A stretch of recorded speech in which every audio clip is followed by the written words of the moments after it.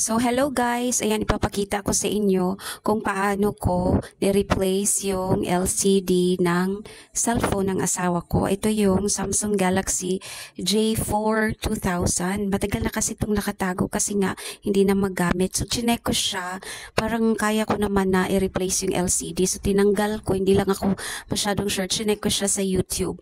Kung ano ba talaga yan yung kinuha ko kung kasama pa yan siya sa tatanggalin. So sa awa naman ng Diyos, so okay pa talaga yung sa body niya. So tinanggal ko yan kasi talagang naputol siya. Pati yan yung silver yan. So madali lang naman siya tanggalin, pero guys, kailangan mo din talaga na bumili ng mga tools. Yung lahat ng mga tools ko na yan, ano yan, mga nearly 1,000 kasi yung isa ko din na Samsung din na A04 na ano din, nabasag din yung LCD niya. So, syempre 500 din yung labor sa labas. So, chinek ko naman sa YouTube tapos parang kaya ko naman. So, binili ko na lang yung mga tools na pwedeng gamitin. So, since na okay naman yung Samsung A4 ko, so pagkatapos nun, ayan, trinay ko na din naman yung sa asawa ko. So, yan lang siya guys. Yun yung makikita mo yan na blue. I-insert mo lang yan siya dyan. Kasi kailangan, pag bibili ka sa Shopee ng LCD replacement, yan, before mo yan siya ilalagay or before yan siya masira, yung replacement, yan, i-check mo muna. Wag mo munang i-insert siya, ganyan. So, ma-check mo yan kung gumagana siya. Yan. So, makikita mo yung screen kasi yun lang naman yung kinonect ko. Yun lang yung connection na yun. Ayan. So, medyo matagal siyang nag-load kasi yung system matagal na siya na nakapundo lang siya. Yan.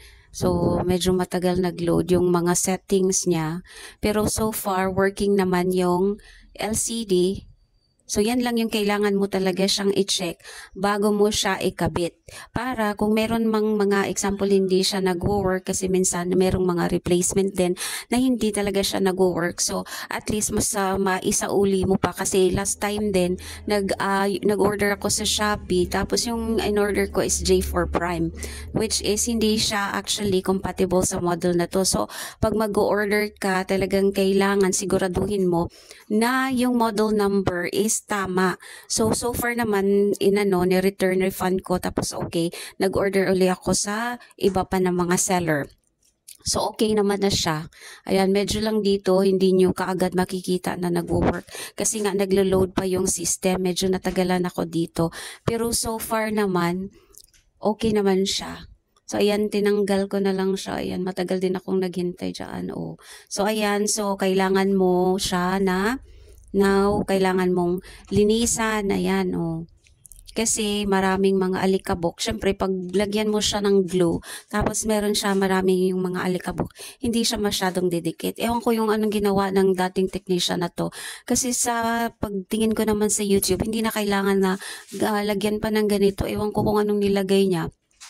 Yung brown na yan na stain, actually para siyang glue din. Nilagyan niya dyan. Actually, yung nakita ko sa YouTube, hindi na siya kailangan. So, kaya parang bulky dati yung paglagay niya kasi pangalawang beses na to na ni-replace namin yung LCD. So, talagang tinanggal ko siya, nilinis ko. Ayan. So, yan, i-insert ko na doon sa blue. Tapos, yan. Yan na yung kinabit ko. Yan lang talaga yung pinaka-importante na nagkakabit parang sa computer sa main board. Tapos, makukuha na lahat ng data. So, chinek ko siya. Yan, tapos i-on kasi kailangan yun lang din yung yung magkakabit doon. Tapos, check mo kung okay naman. Pagkatapos, ayan, medyo natagalan siya.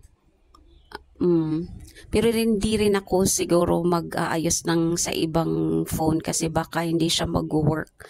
Diba, mahal din yung phone. Tapos yan yung LCD replacement na yan, ay mga around 500 lang yan siya. So, syempre kung sa labas, tas plus 500 na labor, so 1,000.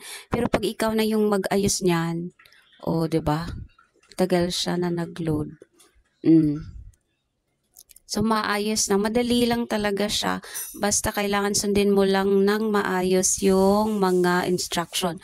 Ay, hello guys. Gumana na siya. Diba? So, yan, tinanay ko na yung mga numbers lahat. Kung lahat ng parts niyan ay gumagana. Tapos, lagyan mo na siya sa gilid ng glue. Yan. So, okay na siya.